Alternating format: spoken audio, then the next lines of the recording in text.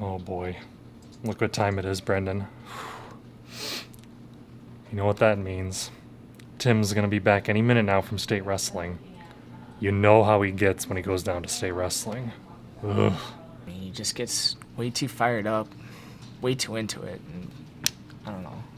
Yeah, you said it. He gets so amped up at state wrestling. He says it's the greatest thing of the year, and he always comes back and he's still bringing that energy. It's just too much. Oh God. No. Please. He's right behind me, isn't he? Stay wrestling, Steve. What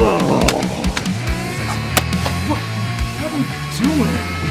You need to calm down, man. What the devil's wrong with this thing now? Looks a little messed up there. 10 semifinals, 5 finals, 2 champions, state champions. Oh!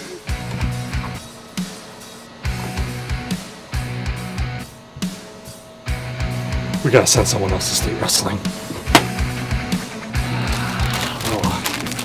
A snackaroo to get me through the day.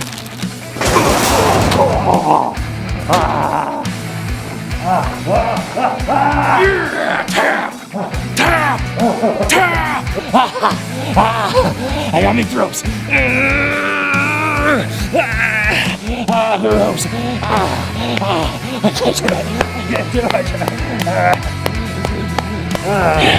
TH champ.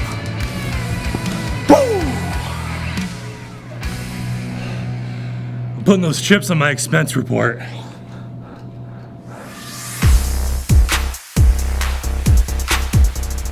Hello everyone, welcome to this week's edition of Telegraph Herald More Than the Score.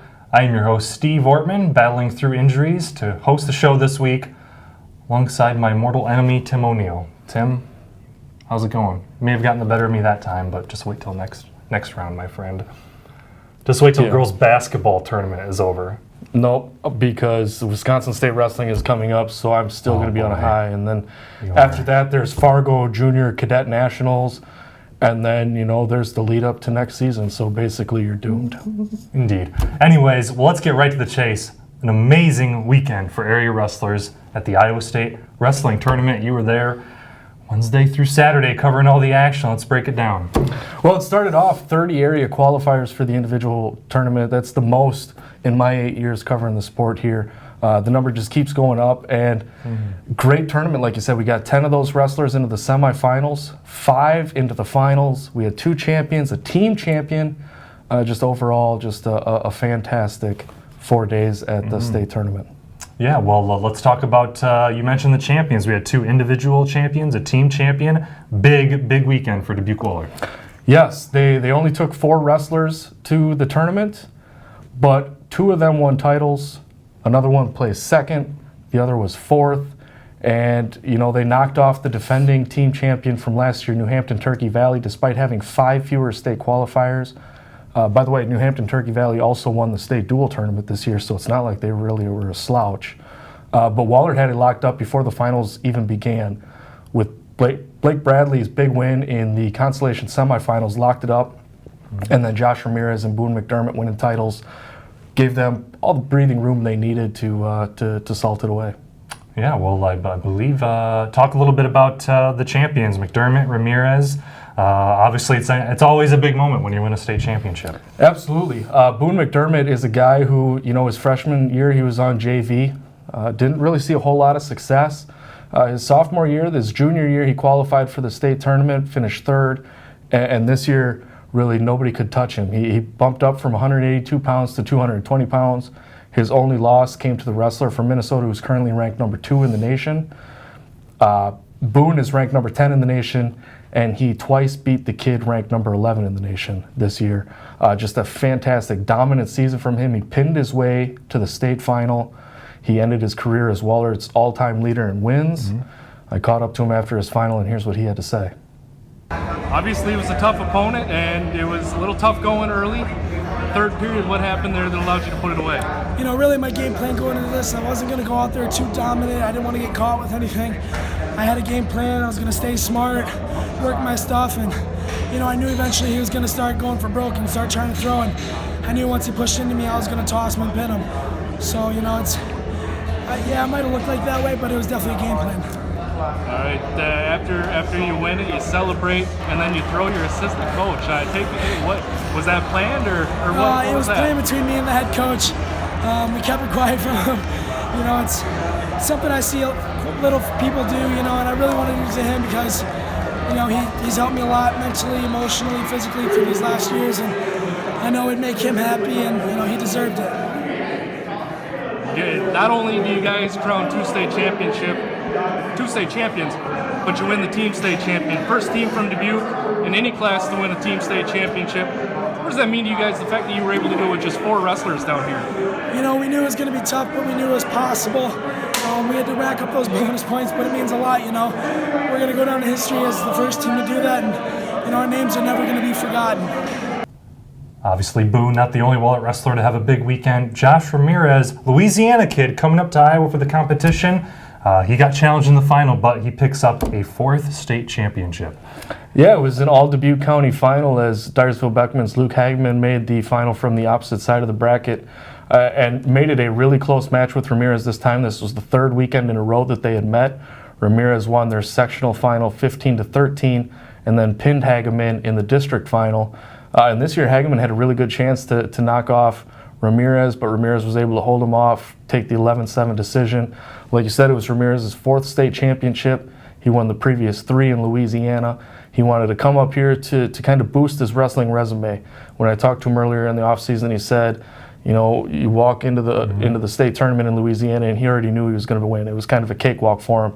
He wanted to challenge himself. He got that challenge up here, and he passed it with flying colors. Here's what he had to say after winning his state championship. How does this one compare to the 3 in Louisiana? This one means a lot more because I've had to, after my 3 state titles, I had to go through some adversity. I had to face some challenges in my life.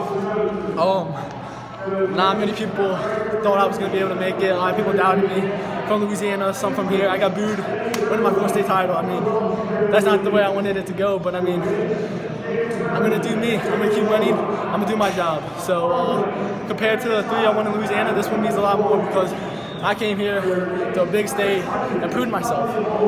Ultimately why I came up here, to prove myself.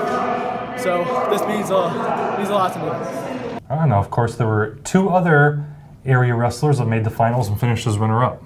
Yes, Wallert's Colton Bartow, you know, spent all of the year ranked number 1. And he had a rematch in the state final against a kid he beat twice at the state tournament last year. And unfortunately, Colton just came up on the short end of a decision there. And Hempstead's Dylan Olson, just a great heavyweight battle in 3A for him. Came up a point short against the top-ranked wrestler in his class. He had upset the number 2 ranked kid on his way to the final. So just a great tournament for Dylan Olson and, you know, all the other qualifiers that we had. Yeah, and you mentioned other qualifiers.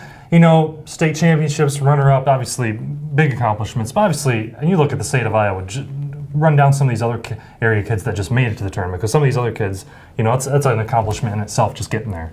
Well, let's start with Hempstead because, you know, they qualified for the regional duels on Wednesday and had 9 individual state qualifiers. Joe Pins picked up his 2nd consecutive 3rd place medal. Dylan Gottschalk placed 4th and Alex Ward was 6th. Those 2 both finished the tournament with 150 career victories. They were the 2nd and 3rd wrestlers in Dubuque history to reach that mark, which really is phenomenal. The 150 wins over a 4-year career is really impressive.